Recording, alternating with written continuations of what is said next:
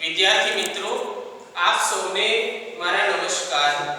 હું કાળુભાઈ આર પટણી, સરસ્વતી વિદ્યામંડળ સંચાલિત શાંતિકુમાર કોઠારી વિદ્યાલય વતી આપ સૌનું હાર્દિક સ્વાગત કરું છું. આજે શ્રેણી 6 વિષય સામાજિક વિજ્ઞાન, તેનું પ્રકરણ નંબર 11.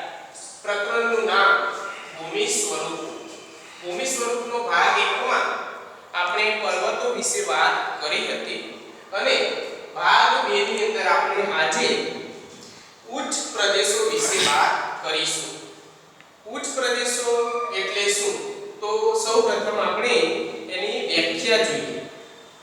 સમુદ્ર સપાટીથી આશરે 180 મીટરથી વધુ ઊંચાઈ ધરાવતા તથા ટોચ ઉપરથી પ્રમાણમાં પહોળા અને સપાટ ભૂમિભાગને ઉચ્ચ પ્રદેશ કહેવામાં આવે છે. વિદ્યાર્થી મિત્રો, ઉચ્ચ પ્રદેશ એટલે શું એવો આપણને પ્રશ્ન થાય તો તમારે પહેલા માનસિક રીતે સમજવાનું કે સમુદ્ર સપાટીથી એટલે કે સમુદ્રના પાણીનું જે લેવલ છે ત્યાંથી 180 મીટર કરતા વધુ ઊંચાઈ ધરાવતો જે ભાગ હોય તેનો ઉપરનો ભાગ પ્રમાણમાં વધુ ઢોળાવ ધરાવતો હોય અને ઉપરનો જે ટોચનો ભાગ છે એ સપાટ મેદાન આકારનો હોય એવા ભૂમિભાગને આપણે ઉચ્ચ પ્રદેશો કહીએ છીએ. બરાબર છે? ત્યાર પછી ઉચ્ચ પ્રદેશોનું વર્ગીકરણ. વર્ગીકરણ એટલે કે ઉચ્ચ પ્રદેશોનું અલગ અલગ રીતે એના પ્રકારો પ્રમાણે એનું વિભાજીકરણ, એનું વર્ગીકરણ. તો ઉચ્ચ પ્રદેશોનું વર્ગીકરણ તેની સંરચનાના આધારે કરવામાં આવેલું છે. ઉચ્ચ પ્રદેશો પૃથ્વી સપાટીના કુલ જે ભૂમિ વિસ્તાર છે એમાંથી 18% જેટલો ભૂમિ વિસ્તાર ઉચ્ચ પ્રદેશો ધરાવે છે. વિદ્યાર્થી મિત્રો, પરીક્ષામાં એવો પ્રશ્ન પૂછવામાં આવે એક વાક્યમાં કે ઉચ્ચ પ્રદેશો પૃથ્વી સપાટીના કેટલા ટકા ભૂમિભાગ લે છે, તો તમારે સરળતાપૂર્વક શાંતિથી જવાબ આપવાનો કે ઉચ્ચ પ્રદેશો પૃથ્વી સપાટીનું જે કુલ ક્ષેત્રફળ છે એમાંથી 18% વિસ્તાર ઉચ્ચ પ્રદેશો રોકે છે. તો હવે આપણે ઉચ્ચ પ્રદેશોના વર્ગીકરણમાં 3 પ્રકારે એનું વર્ગીકરણ કરવામાં આવ્યું છે. એક નંબર આંતર પર્વતીય ઉચ્ચ પ્રદેશ, 2 નંબર પર્વત પ્રાંતીય ઉચ્ચ પ્રદેશ અને ત્રીજું ખંડીય ઉચ્ચ પ્રદેશ. બરાબર છે? તો આ 3 પ્રકારના ઉચ્ચ પ્રદેશોનો અભ્યાસ આજે આપણે વિગતવાર કરીશું. સૌપ્રથમ આંતર પર્વતીય ઉચ્ચ પ્રદેશ. આંતર પર્વતીય ઉચ્ચ પ્રદેશ એટલે શું કે પર્વતોના વચ્ચે આવેલો જે ઉચ્ચ પ્રદેશ છે, ભૂમિ ભાગ છે, એને આપણે આંતર પર્વતીય ઉચ્ચ પ્રદેશ કહીએ છીએ. તો એની વ્યાખ્યા જોઈએ. ચારે બાજુથી ઊંચી પર્વતમાળાઓથી પૂર્ણ રીતે કે આંશિક રીતે ઘેરાયેલા ભૂમિ ભાગને આંતર પર્વતીય ઉચ્ચ પ્રદેશ કહેવામાં આવે છે. વિદ્યાર્થી મિત્રો, હું તમને સમજાવું. આંતર પર્વતીય ઉચ્ચ પ્રદેશ કોને કહેવામાં આવે? તો આ આંતર પર્વતીય ઉચ્ચ પ્રદેશની એક આકૃતિ છે. આ પર્વત છે, આ પર્વત છે, આ પણ પર્વત છે અને આ એનો વચ્ચેનો જે મધ્ય ભાગ છે એ સપાટ અને થોડા ઓછા ઢોળાવવાળો ભાગ છે. તો આ જે વચ્ચેનો પર્વતનો વચ્ચેનો જે ભૂમિ ભાગ હોય છે એને આપણે આંતર પર્વતીય ઉચ્ચ પ્રદેશ કહીએ છીએ. તો વિદ્યાર્થી મિત્રો, તમારે આ આકૃતિને તમારા માઇન્ડસેટ ઉપર ફિક્સ કરવાની છે કે આંતર પર્વતીય ઉચ્ચ પ્રદેશ કોને કહેવામાં આવે છે. બરાબર? કે પર્વતોના વચ્ચેનો ભાગ હોય અને આછો ઢોળાવ ધરાવતો હોય એને આપણે આંતર પર્વતીય ઉચ્ચ પ્રદેશ કહીએ છીએ. વિદ્યાર્થી મિત્રો, આંતર પર્વતીય ઉચ્ચ પ્રદેશ છે એ લાવાના બનેલા હોય છે અને લાવાયુક્ત જે ખડકો હોય છે એમાંથી નિર્માણ પામેલા હોય છે. મોટા ભાગે તે પથરાળ સ્વરૂપના હોય છે અને ઊંચાઈ ઉપર આવેલા આ પર્વતો હોય છે. હવે તેના ઉદાહરણો જોઈએ. તો આંતર પર્વતીય ઉચ્ચ પ્રદેશના ઉદાહરણોની વાત કરીએ તો તિબેટનો ઉચ્ચ પ્રદેશ, મંગોલિયાનો ઉચ્ચ પ્રદેશ તેના ઉત્તમ જાણીતા ઉદાહરણ છે. વિદ્યાર્થી મિત્રો, તમને પરીક્ષામાં એવું પૂછવામાં આવે કે આંતર પર્વતીય ઉચ્ચ પ્રદેશના 2 ઉદાહરણ લખો, તો તમારે લખવાનું કે તિબેટનો ઉચ્ચ પ્રદેશ અને બીજા નંબરે મંગોલિયાનો ઉચ્ચ પ્રદેશ. એ પર્વતોની વચ્ચે આવેલા ઉચ્ચ પ્રદેશ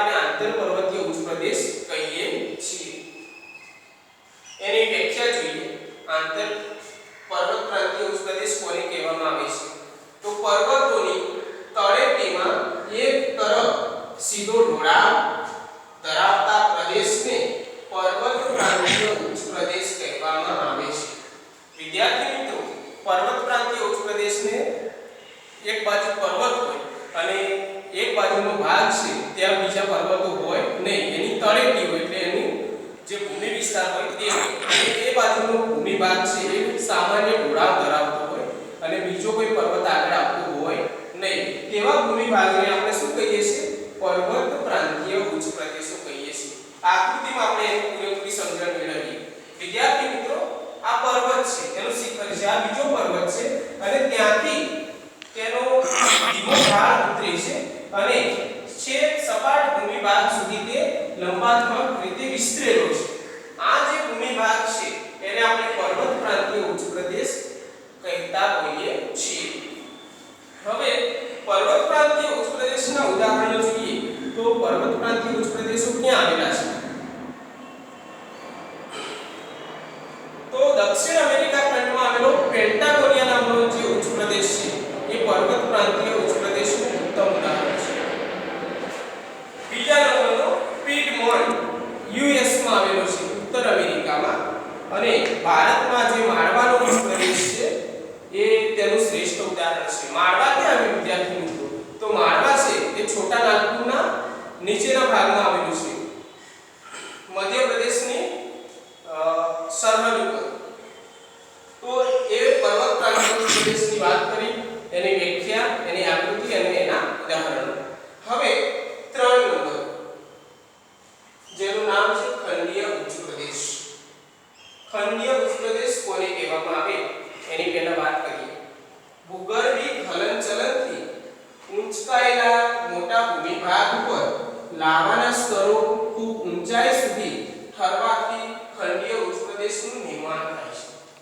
ભૂગર્ભી હિલચાલ એટલે આપણે આગળના વિડિયોમાં જોયું હતું કે પૃથ્વી સપાટીની અંદરના જે આંતરિક બળો છે તેના દ્વારા ભૂગર્ભિક હલનચલન થાય છે, પ્લેટોનું અથડામણ થાય છે અને તેના પરિણામે જ્વાળામુખીનું પ્રસ્ફોટન થાય, ભૂકંપ આવે અને એના કારણે લાવારસ બહાર નીકળતો હોય છે. લાવારસ બહાર નીકળે એટલે વાતાવરણના સંપર્કમાં આવી અને તે ઠરતો હોય છે. ઠરે છે ત્યારે એના અલગ અલગ લેયર એટલે કે સ્તર તૈયાર થતા હોય છે અને આ સ્તર ઊંચાઈ સુધી જતા હોય છે અને એ ઢાળમાં નિર્માણ પામતા હોય છે એટલે કે બનતા હોય છે અને તેના લીધે ખંડીય ઉચ્ચ પ્રદેશનું નિર્માણ થતું હોય છે.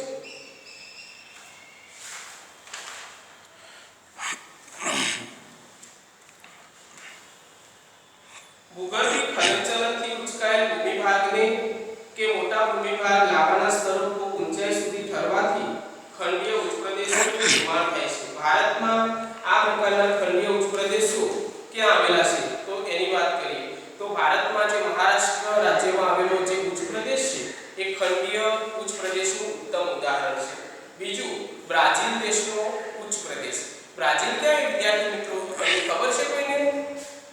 તો સારું હું જણાવું. બ્રાઝીલ એ દક્ષિણ અમેરિકા ખંડમાં આવેલો સૌથી મોટામાં મોટો દેશ છે અને બ્રાઝીલની અંદર એમેઝોન નદી પણ આવેલી છે, બરાબર? એ તમે યાદ રાખજો. ત્યાર પછી અરબસ્તાનનો ઉચ્ચ પ્રદેશ તે સાઉદી અરેબિયામાં આવેલો છે. સ્પેન, ગ્રીનલેન્ડ, એન્ટાર્કટિકાનો ઉચ્ચ પ્રદેશ આ બધા ખંડીય ઉચ્ચ પ્રદેશના ઉત્તમ ઉદાહરણો આપેલા છે. હવે વિદ્યાર્થી મિત્રો આપણે ઉદાહરણ જોયા પછી ખંડીય ઉચ્ચ પ્રદેશની આકૃતિ નિહાળીશું. તો ખંડીય ઉચ્ચ પ્રદેશ છે એ મોટા ભાગે સમુદ્ર કિનારે નિર્માણ પામતા હોય છે. મોટા ભાગના પણ જ્વાળામુખીના તમે પટ્ટાઓ જોશો તો જ્યાં દરિયો અને ભૂમિખંડ જે આવેલા હશે ત્યાંના નજીકના વિસ્તારમાં આ પ્રકારના જ્વાળામુખીનું પ્રસ્ફોટન થાય છે અને આ પ્રકારના ખંડીય ઉચ્ચ પ્રદેશો નિર્માણ પામતા હોય છે. હવે છેલ્લો મહત્વનો ટોપિક ઉચ્ચ પ્રદેશોનો રહ્યો. ઉચ્ચ પ્રદેશોનું મહત્વ. ઉચ્ચ પ્રદેશો આપણને કઈ રીતે ઉપયોગી છે, કેવી રીતે આપણને મદદરૂપ થાય છે તો એનું મહત્વ આપણે વિદ્યાર્થી મિત્રો આજે જાણીશું. ઉચ્ચ પ્રદેશની લાવાની ફળદ્રુપ જમીન હોય તો કપાસની ખેતી માટે અનુકૂળ બને છે. ઉચ્ચ પ્રદેશ છે તો એ ઉચ્ચ પ્રદેશ મોટા ભાગે જ્વાળામુખીના પ્રસ્ફોટનથી નિર્માણ પામ્યો હોય છે. જ્વાળામુખી ફાટે છે ત્યારે ભૂમિની અંદરથી એટલે કે પૃથ્વીના ભૂગર્ભની અંદરથી લાવારસ બહાર નીકળતો હોય છે અને આ લાવારસની અંદર ઘણા બધા ખનિજ તત્વો હોય છે એટલે કે મિનરલ્સ હોય છે અને આ મિનરલ્સની અંદર પોટાશ, ગંધક, સલ્ફર, બરાબર, એ સિવાય કેટલાક જીવાશ્મીઓ પણ એની અંદર ભરેલા હોય છે અને આવી ફળદ્રુપ લાવાની જમીન કપાસની ખેતી માટે વધુ અનુકૂળ આવે છે. તમે જાણતા છો કે આપણા ભારતનો જે મહારાષ્ટ્રમાં સૌથી વધુ કપાસ થાય છે તો એ ક્યાં થાય છે તો મહારાષ્ટ્રના ઉચ્ચ પ્રદેશોની જે જમીન છે ત્યાં થતો હોય છે. એ કેમ ત્યાં થાય છે તો ત્યાં આગળ લાવાયુક્ત કાળી જમીન આવેલી છે જેને રેગુર જમીન આપણે કહીએ છીએ. તો એ જમીન અને કપાસની ખેતી માટે ઉચ્ચ પ્રદેશો ઘણા જાણીતા છે. પ્રાચીન નક્કર ખડકના ઉચ્ચ પ્રદેશમાંથી લોખંડ, મેંગેનીઝ, સોનું જેવી કિંમતી ખનિજો મળી આવે છે. પ્રાચીન એટલે બહુ અવશિષ્ટ સમયના પ્રી કેમ્બ્રિયન યુગના જે ઉચ્ચ પ્રદેશો છે તો એની અંદર રાસાયણિક પ્રક્રિયા થવાના કારણે ઘણા બધા આપણને લોખંડ, મેંગેનીઝ, સીસુ, જસત, સોનું જેવી કિંમતી ધાતુઓ પણ મળી આવે છે. આ સિવાય કેટલાક સ્ફટિકમય પદાર્થો એટલે કે આપણને કિંમતી પથ્થરો પણ મળી આવતા હોય છે. જેમ કે ભારતનો છોટા નાગપુરનો ઉચ્ચ પ્રદેશ છે એ કોલસાનો ભંડાર કહેવામાં આવે છે. જે ઝારખંડ અને છત્તીસગઢ રાજ્યની મધ્યના ભાગમાં જે છોટા નાગપુરનો ઉચ્ચ પ્રદેશ આવેલો છે એ ભારતમાં કોલસાના ભંડાર તરીકે વખણાય છે. આ ઉચ્ચ પ્રદેશના ઢોળાવો પશુપાલન માટે ખૂબ જ મહત્વના છે અને ઉચ્ચ પ્રદેશો ઉપર જમીન સારી હોય છે તો ત્યાં સારું ઘાસ ઉગી નીકળે છે અને ઘાસ ઉગી નીકળે તો ત્યાં પશુપાલન પણ સારી રીતે કરી શકાય છે. કેમ કે ઢોળાવવાળી જમીન હોય છે ત્યાં વધારે આપણે ચઢાણ ચડવું પડતું નથી એટલે કે વધુ ઊંચાઈ ઉપરના સ્થળો હોતા નથી અને કુદરતી વાતાવરણ પણ સારું હોય છે એટલે પશુપાલન સારી રીતે થઈ શકે છે. ઘેટા બકરા છે, ગાય ભેંસ છે તેનો ઉછેર સારી રીતે આપણે કરી શકતા હોઈએ છીએ. પ્રવાસન અને ફિલ્મ શૂટિંગ માટે ઉપયોગી છે. તમે ગમે તે મૂવી ફિલ્મ જોશો તો તેનો જે ભાગ હશે જમીનનો ભાગ એ ઢોળાવવાળો બતાવેલો હશે. બરાબર છે કે શિખર જોવા વધારે નહીં મળતું હોય, ઢોળાવવાળો ભાગ હશે, મેદાની તળેટી જેવો વિસ્તાર હશે. તો ફિલ્મના શૂટિંગ માટે એટલે કે ચલચિત્રો બનાવવા માટે થઈ અને આ ઉચ્ચ પ્રદેશો ઘણા મહત્વના સાબિત થાય છે. અને પ્રવાસન એટલે હવા ખાવાના સ્થળ તરીકે પણ ઉચ્ચ પ્રદેશો વધુ યોગ્ય ગણાય છે. મોટાભાગના સરોવરોના નિર્માણ પણ ત્યાં જ થયેલા હોય છે. તો આપણે વિદ્યાર્થી મિત્રો અહીંયા આ ટોપિકમાં તેનું વર્ગીકરણ અને તેના મહત્વની વાત કરી. હવે બીજો મેઇન ટોપિક છે મેદાન. વિદ્યાર્થી મિત્રો મેદાન કોને કહેવામાં આવે છે એની વ્યાખ્યા જોઈએ. સમુદ્ર સપાટીથી 180 મીટર કરતા ઓછી ઊંચાઈએ આવેલા સમતલ કે સપાટ ભૂમિ ભાગને મેદાન કહેવામાં આવે છે. વિદ્યાર્થી મિત્રો સમુદ્ર સપાટી છે, સમુદ્રનું લેવલ છે ત્યાંથી 180 મીટર કરતા ઓછી હાઈટ ધરાવતા ઊંચાઈ એના કરતા ઓછી હોય અને તેનો ભૂમિ ભાગ છે સપાટ હોય અને એકદમ સમતલ હોય. બરાબર છે અને તેનું પ્રમાણ બહુ વિશાળ હોય તેવા ભૂમિ ભાગને આપણે શું કહીએ છીએ? મેદાન કહીએ છીએ.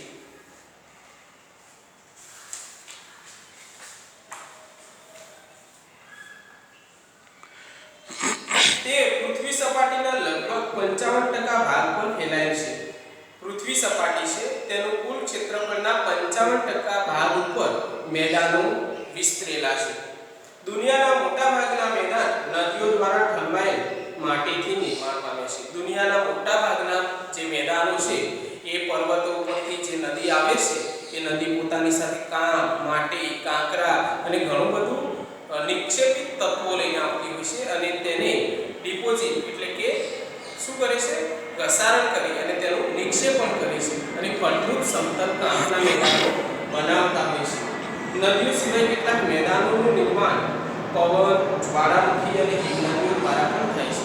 નદીઓ સિવાય મેદાનોનું નિર્માણ હિમનદી, પવન દ્વારા પણ થતું હોય છે અને સમુદ્રના મોજા દ્વારા પણ મેદાનો બનતા હોય છે. હવે મેદાનોનું વર્ગીકરણ જોઈએ. મેદાનોના વિભાગ એનું ક્લાસિફિકેશન. તો મેદાનોને મુખ્ય 3 વિભાગમાં વહેંચવામાં આવ્યા છે. 1 નંબર કિનારાના મેદાન, 2 નંબર ઘસારણના મેદાન, 3 નંબર નિક્ષેપણના મેદાન. તો વિદ્યાર્થી મિત્રો આપણે સૌપ્રથમ કિનારાના મેદાન વિશે વાત કરીએ. કિનારાના મેદાન, આ મેદાનનું નિર્માણ મુખ્યત્વે સમુદ્ર કિનારા એટલે કે પૃથ્વીની ભૂગર્ભિક હિલચાલને કારણે સમુદ્ર કિનારા નજીકનો ખંડીય છાજલીનો ભાગ ઊંચકાય ત્યારે બનતા મેદાનને કિનારાના મેદાન અથવા તો સંરચનાત્મક મેદાન કહે છે. વિદ્યાર્થી મિત્રો, પૃથ્વી સપાટી પર ભૂગર્ભિક હિલચાલ થાય છે, પ્લેટોનું હલનચલન થાય છે અને ક્યારેક કોઈ પ્લેટ એક પ્લેટની ઉપર નીચે સરકે છે ત્યારે જમીનનો ભાગ ઊંચકાઈ આવે છે અને પાણી ત્યાંથી દૂર જતું હોય છે. તો જે કાંધી જેવો આકાર બને છે તેને આપણે ખંડીય છાજલી કહીએ છીએ. તો ભૂમિખંડોની જે કિનારાની બાજુમાં જે મેદાનો નિર્માણ પામે છે તેને આપણે કહીએ છીએ કિનારાનું મેદાન. ભારતનો જે પૂર્વ ઘાટ છે અને પશ્ચિમ ઘાટ છે ત્યાં આવા કિનારાના મેદાન નિર્માણ પામે છે. તેવી જ રીતે આપણે ગુજરાતમાં જે કચ્છ જિલ્લો છે ત્યાં માંડવી, મુન્દ્રા ત્યાં પણ જે મેદાનો નિર્માણ પામે છે એ શું છે? કિનારાના મેદાન. કચ્છ ભૂમિ પ્રદેશ છે એ આપણને ખબર છે કે દરિયામાંથી ઊંચકાયેલ એક ભૂમિ વિસ્તાર છે ભૂગર્ભિક હિલચાલના કારણે. તો એ બધા શું કહેવાય? કિનારાનું મેદાન કહેવાય. આવા મેદાન મોટાભાગે ભૂમિખંડના કિનારે જોવા મળે છે. આ પ્રકારના જે કિનારાના મેદાન છે મોટાભાગે ભૂમિખંડોના કિનારે વિકસિત થયેલા છે. મેક્સિકોના અખાતના કિનારે ફેલાયેલ સંયુક્ત રાજ્ય અમેરિકાના દક્ષિણ પૂર્વે આવેલ મેદાન તેનું ઉત્તમ ઉદાહરણ છે. જે મેક્સિકોનો અખાત છે યુએસ ખંડ, ઉત્તર અમેરિકા ખંડના દક્ષિણ પૂર્વ ભાગમાં મેક્સિકો દેશ આવેલો છે અને આ મેક્સિકો દેશ એ મેક્સિકો અખાતના કિનારે છે. તો ત્યાં દરિયાના મોજા અને ભૂમિભાગ ઊંચકાવાના કારણે કિનારાનું મેદાન નિર્માણ પામ્યું છે. એ સિવાય ઓસ્ટ્રેલિયાનું મધ્યનું મેદાન એ કિનારાના ઘસારાના કારણે નિર્માણ પામ્યું છે. હવે વિદ્યાર્થી 2 નંબર ઘસારાના મેદાન. ઘસારાનું મેદાન કેવી રીતે બને છે અને તેના ઉદાહરણો. તો પૃથ્વીની સપાટી પર સતત ઘસારાની પ્રક્રિયા ચાલતી રહે છે. તમને વિદ્યાર્થી મિત્રો ખબર છે કે પૃથ્વી ઉપર ઘસારાની પ્રક્રિયા કેવી રીતે થાય છે? તો પૃથ્વી ઉપર જે બાહ્ય બળો છે પવન, હિમનદી, નદી એના દ્વારા સતત એનું ઘસારણ થતું હોય છે અને આ ઘસારણના પરિણામે શું થાય છે? દૂર જઈને તેનું નિક્ષેપણ થાય છે, સ્થળાંતર થાય છે અને એના દ્વારા જે સમતલ ભાગ તૈયાર થાય છે એને આપણે કિનારાનું મેદાન કહીએ છીએ. જેનાથી લાંબા ગાળે પર્વતો તથા ઉચ્ચ પ્રદેશો, નદી, પવન અને હિમનદી જેવા પરિબળો દ્વારા ઘસાઈને મેદાન બને છે. આવા મેદાન સંપૂર્ણપણે સપાટ બનતા નથી. ઘસારાના મેદાન હોય કે પર્વતને ઘસે પણ પૂરેપૂરો સપાટ કરી શકતા નથી. ક્યારેક એનો ભૂમિભાગ હોય છે એ ઊંચો રહી જતો હોય છે અથવા તો કોઈ નક્કર ભાગ હોય તો એ ઊભો પણ વચ્ચે રહેતો હોય છે. નક્કર ખડકોની ટેકરીઓ વચ્ચે જોવા મળે છે. ઉત્તર કેનેડા અને પશ્ચિમ સાઇબેરિયાના મેદાન ઘસારણથી નિર્માણ પામે છે. કેનેડાના મોટાભાગના જે રણ પ્રદેશો છે અને સાઇબેરિયાનો રણ પ્રદેશ છે, એ સિવાય સહરાના રણ પ્રદેશની અંદર જે રેતીના ખડકો છે ત્યાં રેતી પવન દ્વારા ઘસાઈ ગઈ છે અને કેટલાક ભાગો સ્પષ્ટ રીતે આપણને દેખાય છે. તો આ શું છે? ઘસારણના મેદાન. ઘસારણ દ્વારા બનેલ મેદાનોને અંગ્રેજીમાં પેની પ્લેન કહેવામાં આવે છે. ઘસારણના મેદાનને અંગ્રેજી ભાષામાં પેની પ્લેન કહેવામાં આવે છે. હવે વિદ્યાર્થી મિત્રો, ત્રીજો ટોપિક નિક્ષેપણના મેદાન. નિક્ષેપણ એટલે કાંપ દ્વારા બનેલું મેદાન. નદી, હિમનદી, પવન વગેરે પરિબળો દ્વારા પથરાયેલ કાંપના નિક્ષેપણથી સરોવર કે સમુદ્ર જેવા કોતરો ભરાવાથી આવા મેદાનોનું નિર્માણ થાય છે. તો નિક્ષેપણનું મેદાન ક્યારે બને છે? તો ક્યાંક કોતર હોય, ક્યાંક ખીણ હોય, ક્યાંક સરોવર હોય તો એની અંદર નદીનું વહેણ જતું હોય, નદીનો કાંપ જતો હોય, હિમનદી જતી હોય અથવા તો પવન તેના સાથે રેતી લાવતો હોય અને એના દ્વારા જે ખાડા ટેકરા હોય છે ભરાઈ અને સમતલ બનતા હોય છે અને એવી પ્રોસેસથી જે મેદાનો તૈયાર થતા હોય એને આપણે નિક્ષેપણના મેદાન કહીએ છીએ. તેને નદીકૃત કે કાંપના મેદાન પણ કહેવામાં આવે છે. નદી દ્વારા તૈયાર થયેલું મેદાનને નદીકૃત મેદાન અથવા તો કાંપનું મેદાન પણ કહેવામાં આવે છે. ભારતમાં ગંગા નદી તંત્ર, યમુના નદી તંત્ર અને સિંધુ નદી તંત્ર દ્વારા ફળદ્રુપ કાંપના મેદાનોની રચના થયેલી છે. જે પંજાબથી લઈ અને પશ્ચિમ બંગાળ સુધીના જે વચ્ચેનો મધ્ય ભાગ છે એ ભારતનો મહત્તમ એટલે મોટામાં મોટો મેદાની વિસ્તાર છે. એ ફળદ્રુપ કામના મેદાનો નિર્માણ થયેલા છે અને તેના આધારે ત્યાં સઘન પ્રકારની ખેતી, સઘન પ્રકારની વસાહતો નિર્માણ પામેલી છે.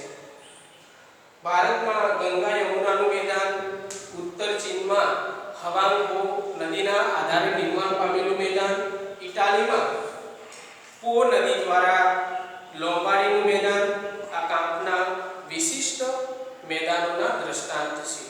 જ્યારે મેદાનોનું નિર્માણ સરોવરમાં કામના નિક્ષેપથી થાય છે ત્યારે તેને સરોવરનું મેદાન કહેવામાં આવે છે. કોઈ સરોવર હોય અને એ સરોવરને નદી મળતી હોય છે તો નદી જ્યાં મળે છે તો એની સાથે ઘણી બધી માટી, કાંકરા હોય છે, એ બધું સરોવરની અંદર ધીમે ધીમે પથરાય છે અને એના આધારે સરોવર શું થાય છે, પૂરાઈ જાય છે. તો એના દ્વારા જે મેદાન બને છે એને આપણે સરોવરનું મેદાન કહીએ છીએ. કાશ્મીરની ખીણો ભારતના સરોવરના મેદાનનું ઉદાહરણ છે.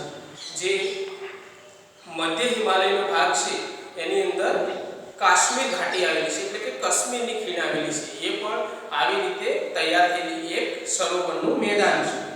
હવે વિદ્યાર્થી મિત્રો, મેદાનોનું વર્ગીકરણ વિશે આપણે ડિટેલપૂર્વક વાત કરી. હવે મેદાનોનું મહત્વ સમજીએ. મેદાનો આપણને કેવી રીતે ઉપયોગી બને છે. તો એક નંબર, માનવ વસાહતો અને વેપાર વાણિજ્યના માટે મેદાનો ખૂબ જ મહત્વના છે. માનવ વસાહતો એટલે કે માણસોને રહેવા માટેનું રહેઠાણ પૂરું પાડે છે, પશુઓને રહેવાનું રહેઠાણ પૂરું પાડે છે, તો એના માટે મેદાનો ઉપયોગી છે. બીજું, સડક વ્યવહાર, રેલ વ્યવહાર એટલે કે પરિવહન તંત્ર વિકસાવવા માટે મેદાનો ખૂબ જ ઉપયોગી છે. એ સિવાય વાણિજ્ય અને વેપાર કરવા માટે પણ મેદાનો જ ઉપયોગી છે. ખેતીનો વિકાસ કરવા માટે પણ મેદાનો ઉપયોગી છે. સપાટ મેદાન સડક માર્ગ અને રેલ માર્ગ માટે ઉપયોગી પુરવાર થાય છે અને ઝડપી રીતે આપણે એક જગ્યાએથી બીજી જગ્યાએ જઈ શકીએ છીએ. ગીચ વસ્તી ધરાવતા શહેરો મેદાનોમાં આવેલા છે. જે ભારતનો ગીચ વિસ્તાર છે, ઉત્તર પ્રદેશ છે, એ સૌથી વધુ વસ્તી ધરાવતું રાજ્ય છે. તો એ રાજ્ય ક્યાં આવ્યું છે? તો ગંગા યમુનાના જે મેદાની વિસ્તાર છે ત્યાં. બિહારમાં પણ સૌથી વધુ વસ્તી છે. તો એનું કારણ શું છે? કારણ કે ત્યાં સપાટ મેદાની વિસ્તાર છે. ફળદ્રુપ જમીન ખેત ઉત્પાદન માટે વધુ ઉપયોગી છે અને ખેત પેદાશો ઉદ્યોગ માટે કાચો માલ પૂરો પાડે છે. અને મેદાનો છે તો ત્યાં સારા પ્રમાણમાં, પુષ્કળ પ્રમાણમાં કાચા માલનું ઉત્પાદન થાય છે. તો ઔદ્યોગિક વસાહતો નિર્માણ કરવામાં પણ મેદાનો ઘણા ઉપયોગી રહ્યા છે. તો વિદ્યાર્થી મિત્રો, અહીંયા આપણે મેદાનની વાત કરી. હવે કેટલાક ભૌગોલિક જે વિશેષતાઓ છે એના વિશેની આપણે વાત કરીએ. કે એક નંબર, ઉપસાગર કોને કહેવામાં આવે છે? તો સામાન્ય રીતે મહાસાગરનો જળ ભાગનો આંશિક ભાગ એટલે ઉપસાગર. સામાન્ય રીતે ઉપસાગર કોને કહેવામાં આવે? તો એક મહાસાગર છે, એ મહાસાગરનો નાનો ભાગ, આંશિક ભાગ, તેને આપણે ઉપસાગર કહીએ છીએ. તો ભારતમાં હિંદ મહાસાગર છે, તો અને હિંદ મહાસાગરનો એક છેડો છેક બંગાળ સુધી વિસ્તરેલો છે. તો આપણે એને બંગાળની ખાડી કહીએ છીએ. તો એને ઉપસાગર કહેવામાં આવે છે, બંગાળની ખાડી. ઉપસાગરો વિશાળ અને નાના કદના હોઈ શકે છે. ભારતમાં બંગાળનો ઉપસાગર તેનું શ્રેષ્ઠ ઉદાહરણ છે. બીજું, અખાત. અખાત કોને કહેવામાં આવે? જ્યારે કોઈ જળ વિસ્તાર ત્રણ બાજુથી ભૂમિથી ઘેરાયેલ હોય તેને અખાત કહેવામાં આવે છે. જ્યારે કોઈ જળ વિસ્તાર એટલે કે કોઈ પાણીનો વિસ્તાર ત્રણ બાજુ જમીન હોય અને વચ્ચે પાણીનો એક પટ્ટો હોય અને અંદર સુધી આવતો હોય તેને આપણે સામાન્ય રીતે શું કહીએ છીએ? અખાત કહીએ છીએ. તો તમે ખંભાતનો અખાત જો ગુજરાતનો નકશો જોશો તો બે બાજુ, એક બાજુ કચ્છ છે અને એક બાજુ સૌરાષ્ટ્ર છે. તો એની વચ્ચે કચ્છનો અખાત આવેલો છે. એવી રીતે ખંભાતનો અખાતની વાત કરીએ તો એક બાજુ સૌરાષ્ટ્ર છે અને એક બાજુ દક્ષિણ ગુજરાત છે અને એની વચ્ચેનો જે જળનો વિસ્તાર છે એને આપણે શું કહીએ છીએ? ખંભાતનો અખાત કહીએ છીએ. તો આ એના જાણીતા ઉદાહરણ છે. એ સિવાય મેક્સિકોનો અખાત છે અને જે મધ્ય સમુદ્રના કિનારે આવેલા જે દેશો છે એને આપણે ગલ્ફ કન્ટ્રી કહેવામાં આવે છે. એનું કારણ એ છે કે અખાતી દેશો છે. આ સિવાય ભૂશીર, ભૂશીર કોને કહેવામાં આવે? તો ભૂશીર એટલે ભૂમિનો લંબાત્મક છેડો, ભૂમિનો શું લંબાત્મક છેડો, સાગર કે મહાસાગરની અંદર જમીનનો એક લાંબો પટ્ટી ભાગ અંદર સુધી વિસ્તરેલો હોય એને આપણે ભૂમિ ભાગ ભૂશીર કહીએ છીએ. ભૂશીર એટલે ભૂમિનો લંબાત્મક છેડો જે જળ ભાગમાં ફેલાયેલ હોય જેને ભૂશીર કહેવામાં આવે છે. ભારતની અંદર કન્યાકુમારી અને આફ્રિકાની અંદર કેપ ઓફ ગુડ હોપની જે બે ભૂશીરો છે એ બહુ જાણીતી ભૂશીરો છે. ત્યાર પછી ટાપુ, ટાપુ કોને કહેવામાં આવે? તો જળ વિસ્તારની વચ્ચે ચારે બાજુ પાણી હોય અને વચ્ચે નાનો જમીનનો ભાગ હોય એને આપણે ટાપુ કહીએ છીએ. ઉદાહરણ તરીકે લક્ષદ્વીપ, અંદમાન નિકોબારના ટાપુઓ, બેટ દ્વારકા, પિરોટન, નરાબેટ, પીરમ બેટ, શિયાળ બેટ, મજુલી દ્વીપ એ શું છે? ટાપુઓ છે જે પાણીથી ઘેરાયેલો જમીન વિસ્તાર છે. ત્યાર પછી ખીણ, ખીણ કોને કહેવાય?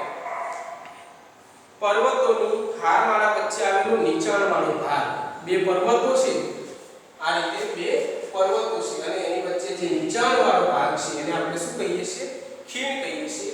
ખીણ એ ઊંડાણપૂર્વકની હોય છે.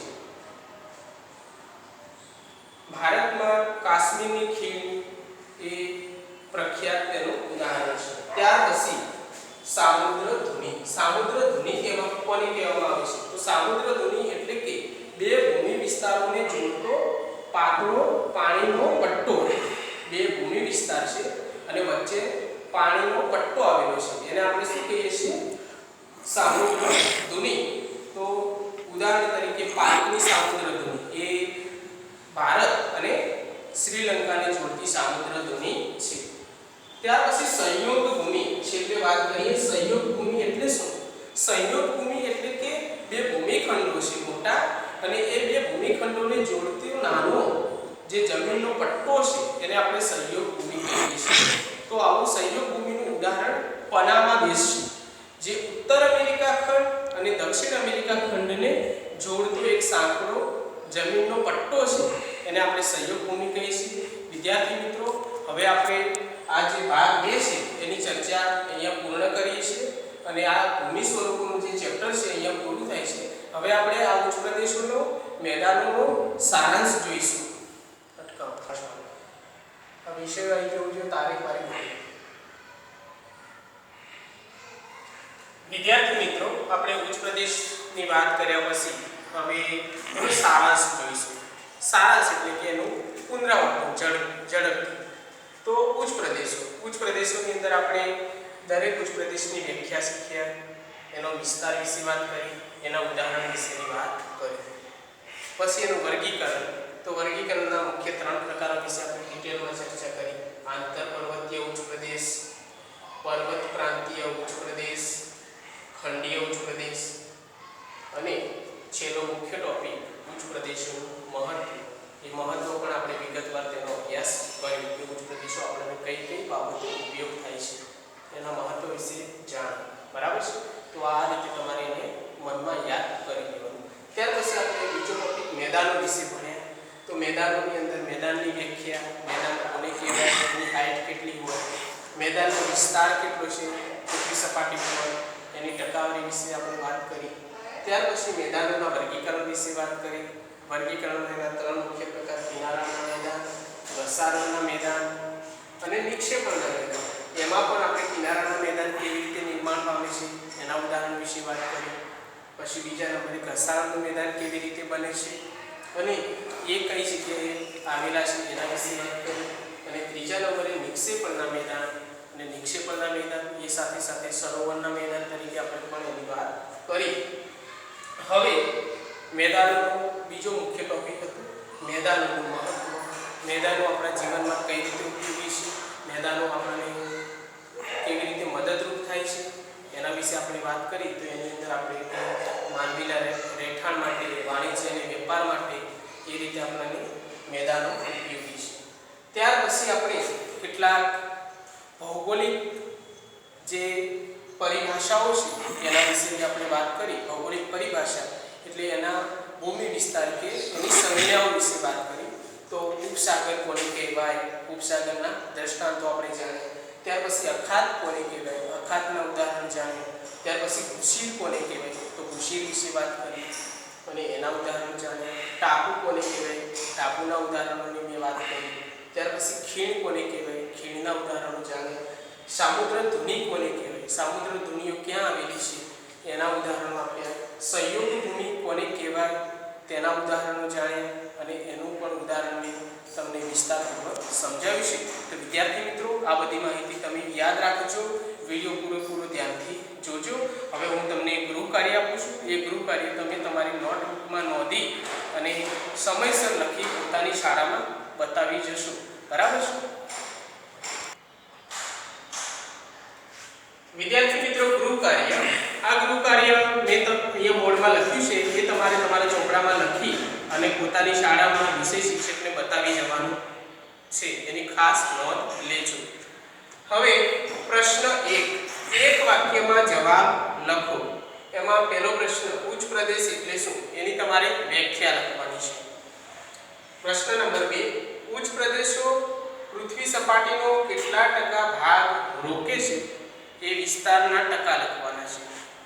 ત્રીજા નંબર, હવાંગનું મેદાન કયા પ્રકારનું છે? આ મેદાન કેવી રીતે બન્યું છે એનો પ્રકાર લખવાનો છે. ત્યાર પછી મુખ્ય પ્રશ્ન નંબર 2, માંગ્યા મુજબ જવાબ લખો. માંગ્યા મુજબ એટલે કોઈમાં આકૃતિ દોરવાની હોય, કોઈમાં તફાવત હોય, કોઈમાં વિસ્તારપૂર્વક લખવાનું હોય. બરાબર છે?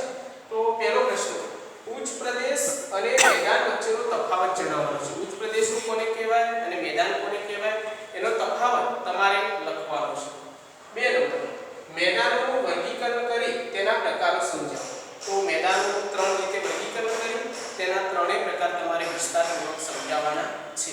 એટલે વિસ્તારપૂર્વક તમારે લખવાનું છે. અને 3 નંબર, ખંડીય ઉચ્ચ પ્રદેશની આકૃતિ દોરી તેની માહિતી બનાવો. ખંડીય ઉચ્ચ પ્રદેશ છે એની આકૃતિ તમારે સરસ રીતે દોરવાની, કલર પૂરવાના અને તેની માહિતી નીચે લખવાની. ત્યાર પછી પ્રશ્ન નંબર 3, ટૂંક નોંધ લખો. ટૂંક નોંધ એટલે ટૂંકમાં તમારે એના વિશે નોંધ કરવાની છે. એમાં 1 નંબર, નિક્ષેપણનું મેદાન, નિક્ષેપણના મેદાન વિશે ટૂંક નોંધ લખવાની. 2 નંબર, આંતરપર્વતીય ઉચ્ચ પ્રદેશ વિશે તમારે નોંધ લખવાની. અને 3 નંબર, પર્વત પ્રાંતીય ઉચ્ચ પ્રદેશ વિશે તમારે નોંધ લખવાની. વિદ્યાર્થી મિત્રો, અહીંયા પ્રકરણ નંબર 11 ભૂમિ સ્વરૂપો ભાગ 2 સંપૂર્ણ રીતે પૂર્ણ થાય છે અને આ ચેપ્ટર પણ અહીંયા પૂર્ણ થાય છે. એનો અભ્યાસ સ્વાધ્યાય તમે લખજો, એનો સારાંશ પણ જોજો અને આ વિડીયો તમે અવશ્ય નિહાળશો એવી હું આશા રાખું છું. અસ્તુ.